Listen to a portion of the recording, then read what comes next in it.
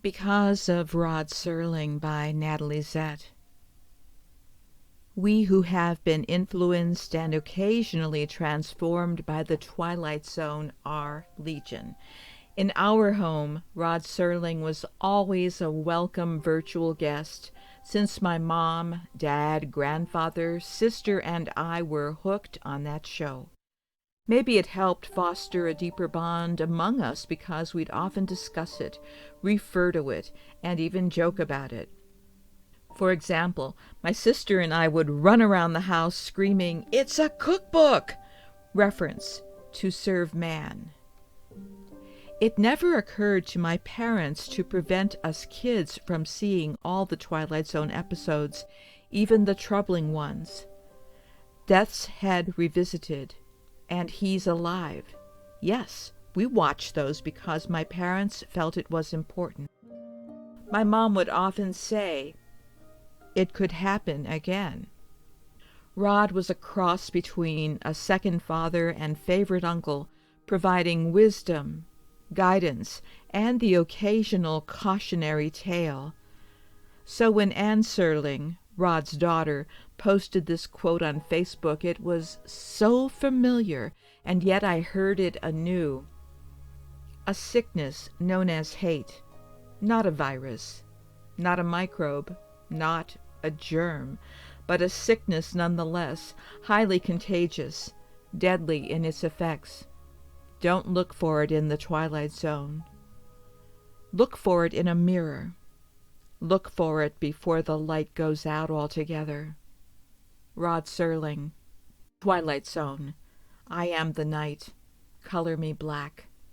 I've seen this disturbing episode often, and now, years later, I long to ask Mr. Serling how he foresaw these types of things. Having the gift of prophecy is not always a blessing. And yet, he possessed an unwavering confidence in our capacity for both good and bad. He knew people could reject destructive paths and choose something better. Few could match the intensity of Rod Serling's Twilight Zone. Despite everything, I always felt hopeful after each episode. I've thought about that paradox for years, and here's what I've come up with. There's something magical about how Rod Serling could inspire generations, not just through his work, but through the spirit he brought to it. He lights the path and says, "Come on, give it a shot. You can do it." Because of Rod Serling, I found the inspiration and courage to get my creative work out there. It's not about matching his caliber, never, but it's about embracing the invitation to create, to express, and to be part of the ever-evolving tapestry of art and ideas. I'm grateful I met him via the Twilight Zone so long ago, and that he was part of our family. He built bridges of inspiration instead of walls of intimidation.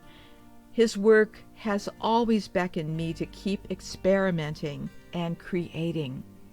In my head, I sometimes hear his voice saying, "Don't look at what I did, but look at what's possible." Because of Rod Serling, I dove into that river of creativity long ago. It hasn't been easy, but it is so worth it. Oh, and the river metaphor plays a significant role in my writing. This is Natalie Zett, and I am the author and narrator of this story, and this article first appeared in Medium on September